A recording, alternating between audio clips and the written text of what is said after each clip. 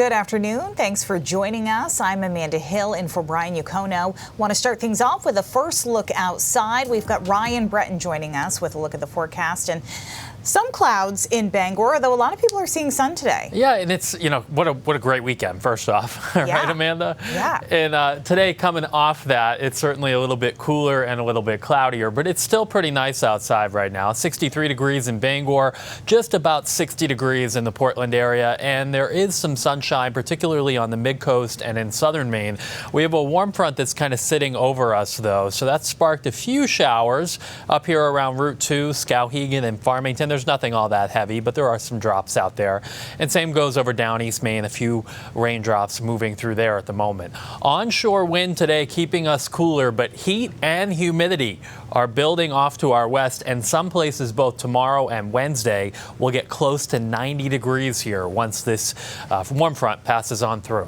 So for the rest of the afternoon, sunniest to the south and west, a little bit more cloud cover to the east and north, and you may see a brief shower. The warmest weather will be in New Hampshire and near the New Hampshire border. Overnight tonight, it's a milder night. Temperatures mainly in the 50s overnight. Could be a little patchy fog along the coastline to start the day tomorrow, and then it's going to be very warm, if not hot, and increasingly humid during the day tomorrow too, with just a chance for a pop-up shower or storm in the afternoon, and a couple of those could be strong, especially to the west. Now we're going to stay in this warm sector through Wednesday, and then later this week our temperatures are going to be coming down. We'll be back with much more on that coming up in a few minutes, Amanda. All right, Ryan, thank you. We'll see you in a bit. In the news, Mid-Maine Technical Center in Waterville was placed on lockdown this morning following an incident near the campus. The superintendent of RSU 18, which is in the Oakland and Sydney area, says Waterville Public Schools told them about a robbery near the technical center. However, Waterville police later clarified there was no robbery in the city. Officers instead assisted other agencies with a pursuit that entered Waterville. RSU 18 says police did apprehend someone, but officers have not given us any more information on what happened. Community members and the family are preparing to honor the life of a Maine game warden who died while working last week. A celebration of life for Joshua Tibbetts will be held Thursday in Bangor. Tibbetts was killed after a plane crash near Schoolhouse Pond in Avon. Organizers for Thursday's event say the details are still being finalized, but that the celebration will take place at 1 p.m. at the Cross Insurance Center in Bangor. The explosion and fire at Robbins Lumber in Searsmont last week killed one person and left at least 10 others injured. Now the community is coming together to support each other. Our Leanne Stapleton tells us more about those efforts. That fire and explosion that happened at Robbins Lumber was on Friday. As of Monday morning, you can still see some smoke coming from the site. Now, authorities identified the person who died as Andrew Cross, a volunteer firefighter out of Morrill. 8 people who were injured are still being treated at Maine Medical Center, the state's only Trauma 1 unit. 2 other people have been transferred to a hospital in Boston for further care. Now, people across Maine are coming together to lend a hand to the victims of that fire.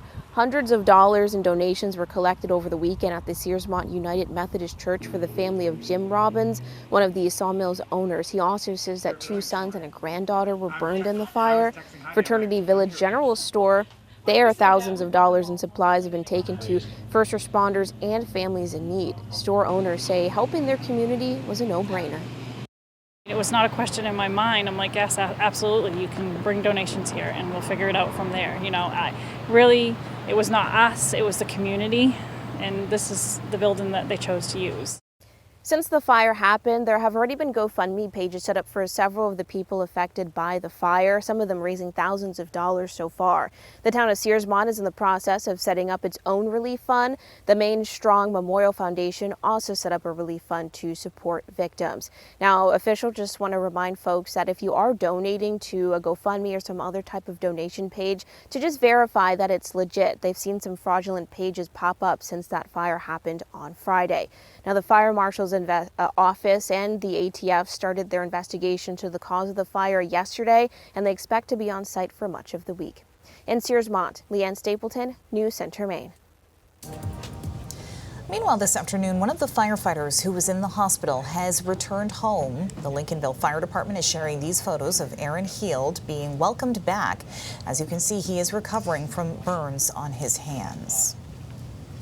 Officials in Westbrook are meeting later today to talk about a moratorium on data centers. Mayor David Morse proposed the idea. It would give the Westbrook City Council's Housing and Economic Development Committee 180 days to consider a data center's impacts on infrastructure, services, and resources. He released a statement saying in part, quote, "I believe that while no data center has been yet formally proposed in the city of Westbrook, a moratorium at this time would be prudent so that we can be prepared if or when such a proposal comes forward," end quote.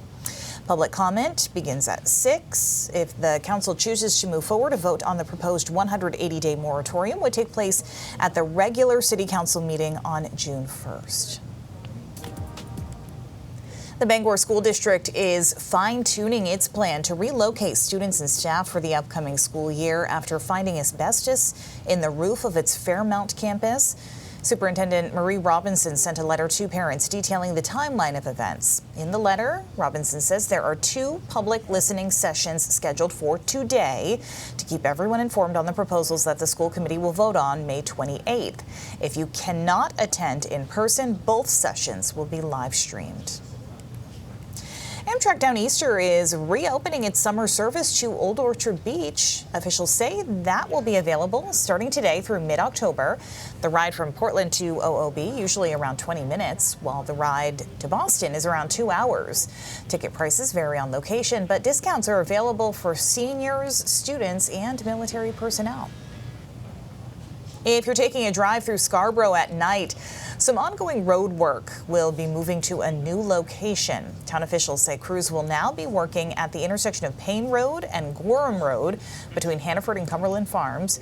Most of the work for the project will be done at night through June 5th. Between May 26th and 29th, however, they say work on the project will be done in the daytime. When work is happening, they say to expect delays and single-lane traffic at times. Coming up right here on News Center Maine at noon, the latest from Washington, where President Donald Trump is setting his sights back on issues right here in the U.S. We'll be right back.